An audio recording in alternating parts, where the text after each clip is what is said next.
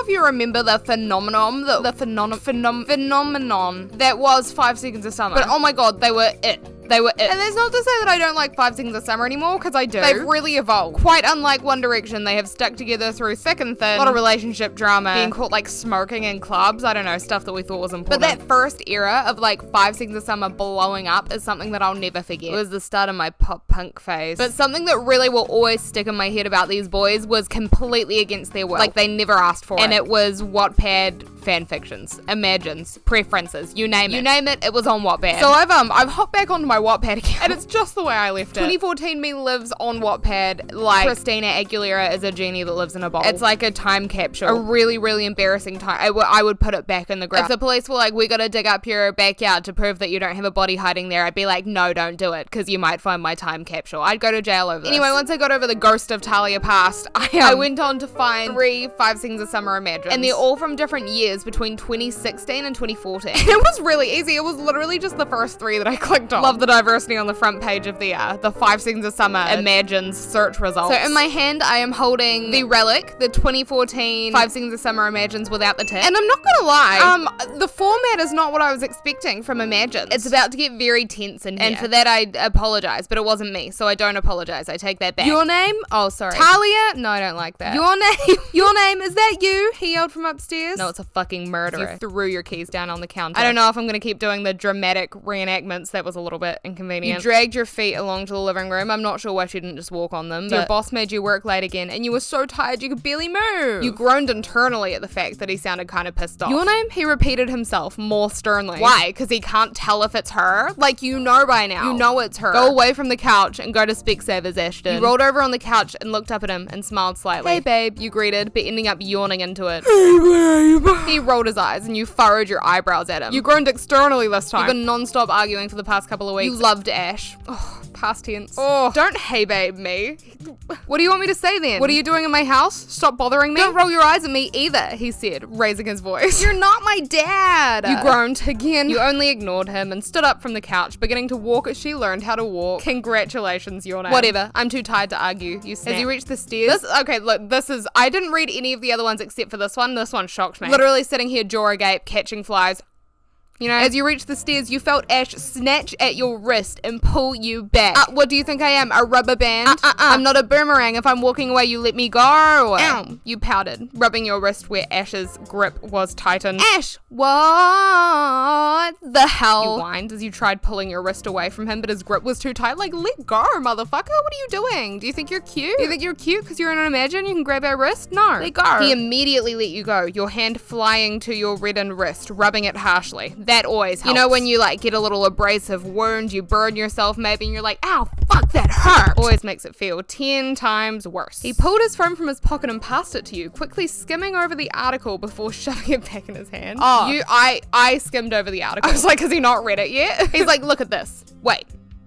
Now look at this. It was another stupid story about you cheating on Ash. All the fans seemed to hate you for dating Ashton. It was pathetic. All these little girls trying to ruin our relationship. Getting full-blown articles published in the media. Surely it's like a photo or something if he's mad. Otherwise it's literally just a fan fiction at that point. What, you actually believe that? You frowned? Yeah, that's what I'm saying. Well, my girlfriend has been working late every night this week and never spends any time with me anyway, then yeah, I guess I do believe it. He gritted his teeth as he clenched his fist tightly. You felt your heart sink a little, but you were overtaken by the anger seething inside you. Then she grabs his wrist. What are you gonna do, Ashton? She's not letting go. So you're believing a damn news article of your girlfriend? Your voice raising as he nodded. Like, well, yeah, we established that. Okay, then go ahead and believe it. You snapped, walking to the door as you felt tears building in my eyes. Babe, I can't feel anything happening in your eyes, I promise you. Maybe I can. I am an empath after all. Like right now, I can tell that Ashton and your name are both angry. I bet you couldn't. You pulled open the door, turning to close it when you saw Ash. She's like, oh my god, I'm fucking leaving.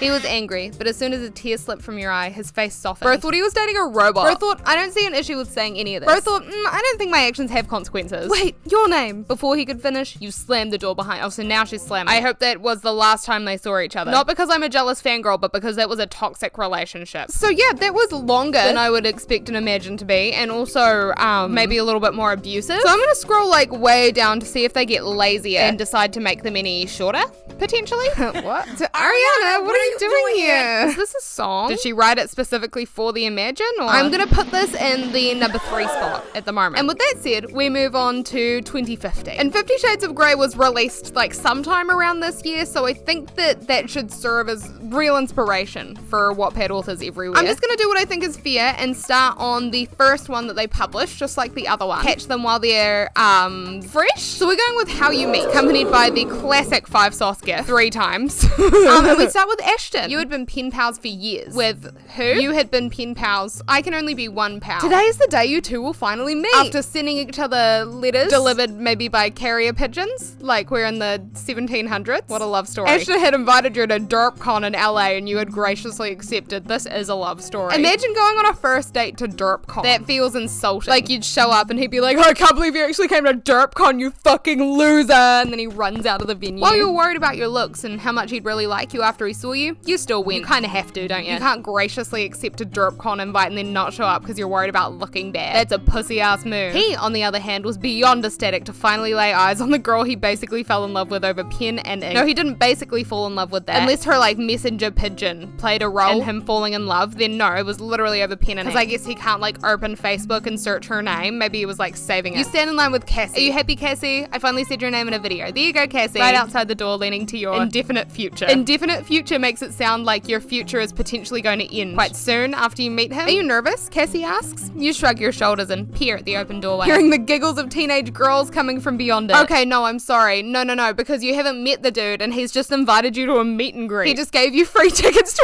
a meet and greet. That's not love. That's delusional. You can also hear the deep voices of the boys you would grow into love over the years. So is she a fan then? Because she knows the boys, like all of the boys' voices. And she loves all of them, but she's only Ashton's pen pal. Next, someone shouts, grabbing you and your friend by surprise. Apparently you didn't have time to be nervous. Yeah, they're literally in a meet and greet line. Babe, he doesn't love you. As soon as you turn the corner, you see his gleaming face, and you freeze, as did he. But he doesn't know what you look like. You could be anybody. Did you like draw him a picture? Your eyes connect for a moment before his travel down to the black and white polka dotted shirt you said you'd be wearing. Ah, okay. She got that cow fit. So this is the soundtrack. Hi, Ashton says. As you grow in distance to him, she walks in the door, Ashton goes, hey, and she runs away. You couldn't tell, but he was falling in love just by looking at you. Or I wonder if you like play Doja Cat's Moo song in the background of a first date if like you're guaranteed to fall in love. You know, like the 30 whatever questions to falling in love, maybe there's a song. If you haven't tried wearing a black and white polka dot shirt on your first date, might help. All those hours the both of you spent on letters, emails, etc. were accumulating to this very moment. So you discovered emails, but you didn't discover like social media messaging. And I know this isn't like 2002 because DerpCon exists. Hi pen pal, you mutter back. Speak up, he probably can't hear you. You've been running the opposite direction. Ashton lets out a deep sigh, a smile growing on his lips. I can't believe you're this beautiful. Your name. And then he got a picture with her. She hears next being shouted. She is yanked out of the room, never to see Ashton again. Nothing but the photograph to remember him by. Then we have Callum. Now's not really the time, you shout over your shoulder to your best friend in the entire world. The whole entire world. She was lollygagging along, stopping in every shop she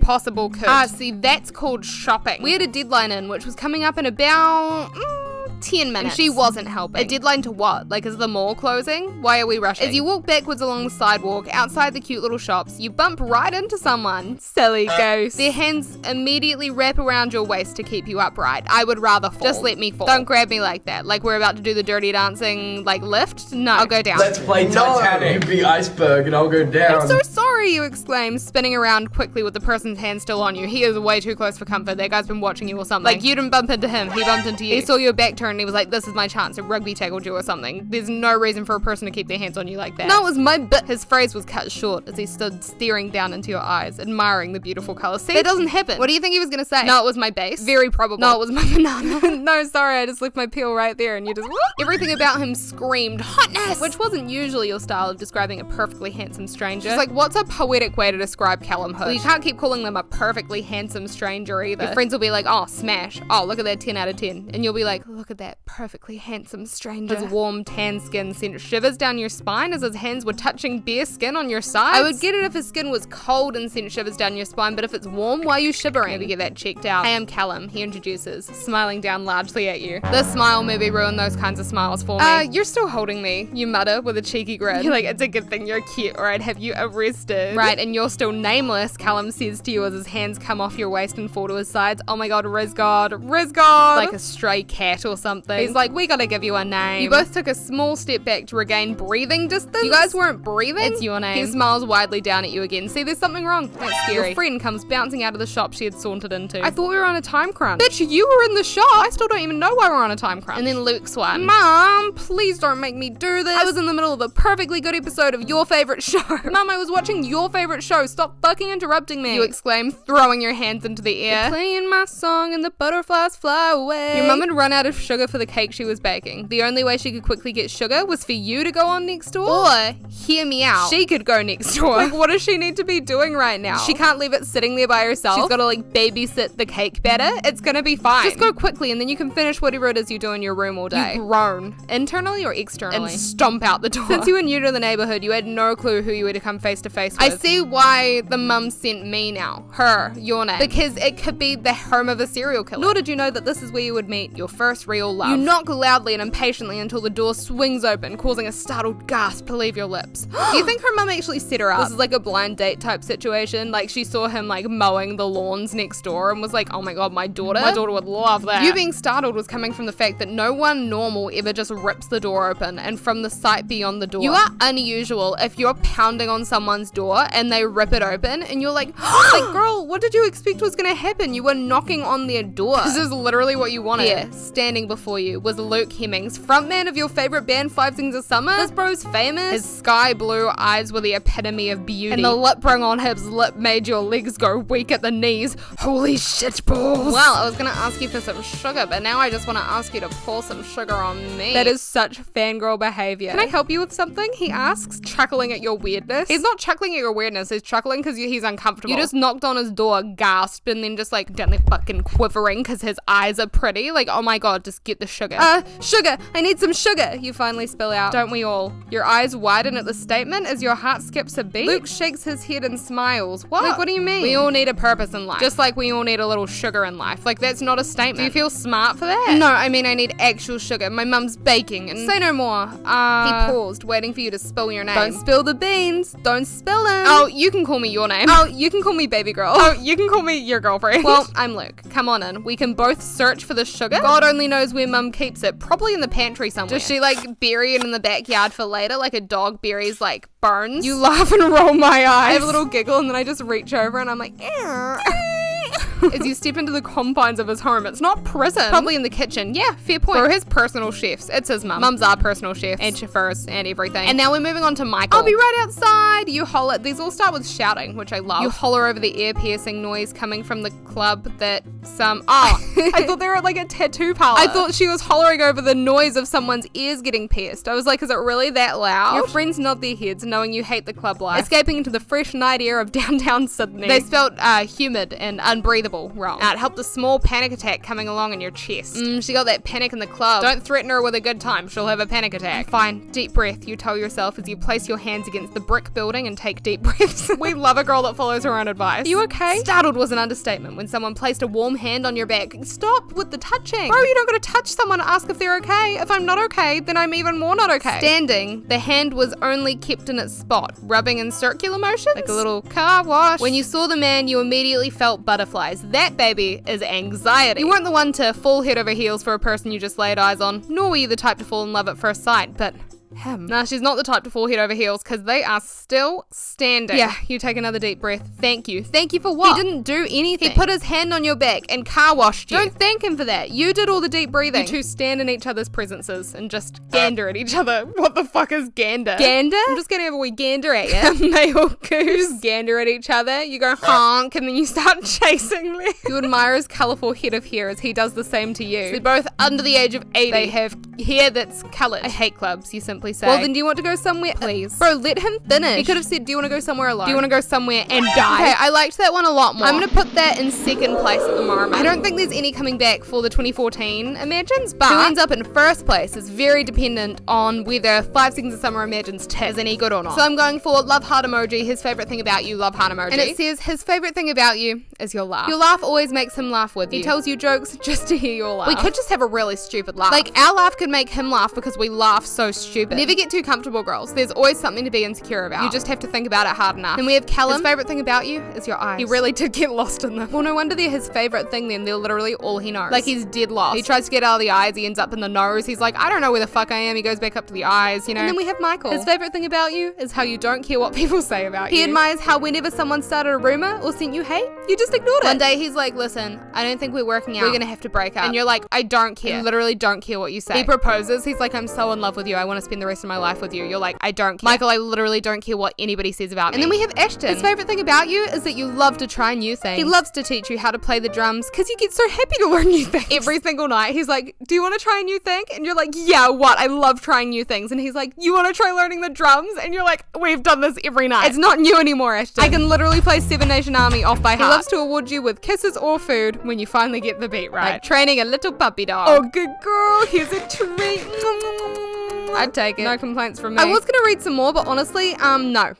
I think we've done enough reading today. I almost forgot to rank. Okay, I think that might have been actually the third place. I didn't think we could get where I didn't think it would ever go down there, but it has gone down there. Maybe just because it was generic. Like, at least the abuse was a little bit like thrilling. This was just like, oh, he loves your smile. Okay, but did he grab my wrist tightly until I had to rub it harshly? No. Then third place. So I think 2016 at the bottom, 2014 in second place, and then gold star, gold medal, 2015 at the top. Congratulations, 2015. You are our winner today. I didn't notice much change. I feel like it was a very stagnant genre. But some things don't need to change. Some things can just be 5 Things a Summer Imagine. Anyway, I gotta go. I gotta take my horse to the Old Town Road. I gotta ride to like Heart No More. I'm just gonna get out of here. Oh. So thank you for reading those with me. Normally I didn't have anyone to read those with. I hope you enjoyed it as much as I did, which was minor. And I will see you in my next one. Or I better don't be a loser. If you subscribe to me, you will never be invited to DerpCon because then you're not a derpy little loser. Okay, bye.